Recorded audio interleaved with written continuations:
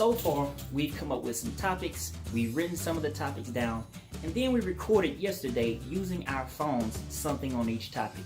Now, if you didn't watch it or if you didn't finish yesterday's task, I want you to go back and I want you to check it out.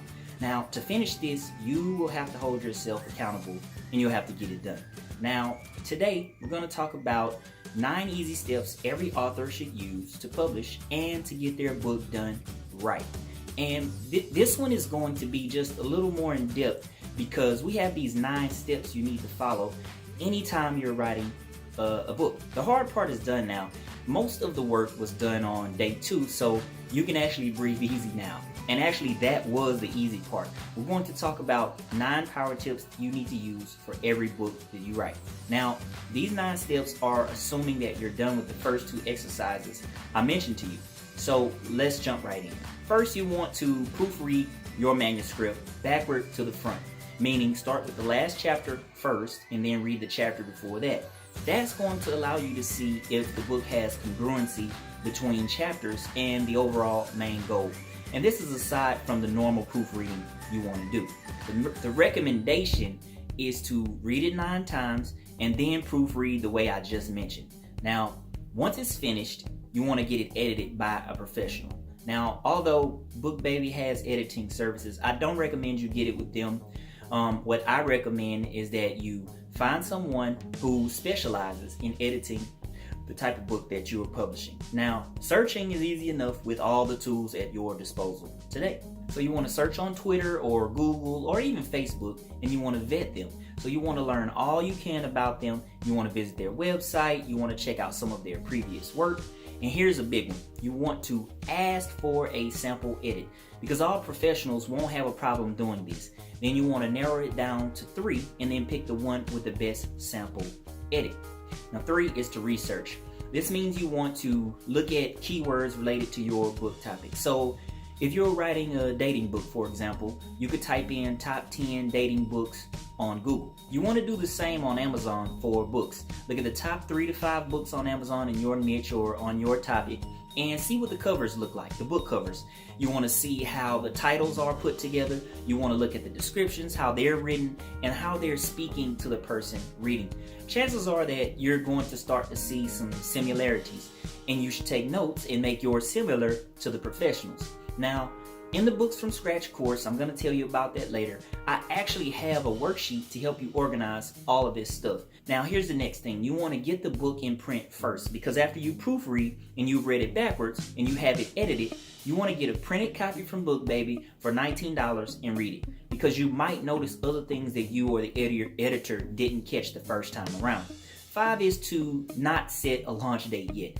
You want to start to create a buzz by promoting on popular book websites. You can Google search this, but Goodreads is a good place to start. Now, I didn't do this for my first book, but it's a great tactic. You want to send out ARCs, which is advanced reader copies, to a few people to get feedback. Now, what I did is I sent it out, a message out via email to a few people that were on my list. That's a good note too here. You want to start building an email list, right? So you want to announce and promote the book launch. Come up with a specific marketing strategy about how you're going to sell it, where you're going to sell it, and different placements for your book. Now, if you self-publish, this is going to require more work because you don't have a publisher or you don't have an agent helping you. Now, after pre-promotion, you could do a book signing, but since you're relatively unknown, you don't expect more than friends and family. It was the same way for me when I first started. 7 is to announce and schedule the release. Now, this is after the book is in your hand. Now, I'm going to go against the grain and say that you shouldn't set the date until after the book is in your hand. And there's a reason why I say this. Now, most people will want to have a big first day on Amazon, and you can use this to your advantage, but books last forever, right? And you want long-term book sales. So the next step is to release the book. Now, once you set the date, make sure it's a few months in the future so that you'll have a chance to promote it and make marketing materials for it before the date gets here. Then you want to freaking market and promote the crap out of it. Okay, that's the biggest thing, right? And then you just rinse and repeat for your next book. Now, I just said you want to market and promote the crap out of it. And this is by far the most important part of writing a book. After you finish writing the book, you're no longer an author. You're now a marketer, and you need to learn that position well. Now, let's cover the quick steps and review. It will be on page 21 in your guide, and this is where you'll fill in the blanks in your guide. Number 1, you want to proofread your manuscript 9 times and then start with the last chapter and read to the first. Number 2, you want to get it edited professionally. Do not skip this step no matter what. 3, you want to do some research on your topic. Now, we covered this a little bit in video number 1, so if you didn't watch it, go back and watch it. 4, you want to print the book first. Now, BookBaby allows you to print 1 copy for $19 when you order from them, so you can see it in print. Well, they used to have that option. I'm not sure if they have it, but it's worth it to get 1 printed copy out, okay? Number 5 is don't launch until you get it in your hands. Now, most people, they'll tell you to do everything to make your launch day on Amazon this or make it that so that you can rank.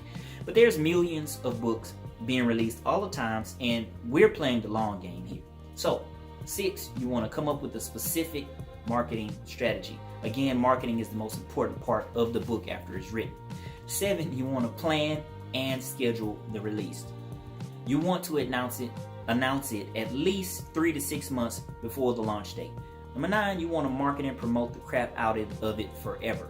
Now, here's today's daily task, and I want you to focus on this, okay? On page 22 in your guide, you're going to transcribe all the stuff you recorded in the last video. This, by far, is probably going to be the most time-consuming thing, but it's going to put you close to the finishing line. The initial transcript of your book is going to be ready, and now we can celebrate. I mean, now if you've done what I mentioned in the first 2 days and you complete today's task, you'll freaking have a book ready to go, you know, and then that's it. Your book is going to be ready. Now, some of you might be asking, well, do I traditionally publish or do I self-publish? And I'm not going to cover that in this video. This video series is about helping you put your book together, but the guide will cover that. Now, I go over the pros and cons of self-publishing versus traditional publishing in your guide. So if you have time after you finish transcribing, you might want to give that a read. Now, this is super important. I want you to make sure you set some time aside for tomorrow's video because we're going to cover some pretty important stuff. Thanks for joining me in Books from Scratch. I'll see you tomorrow.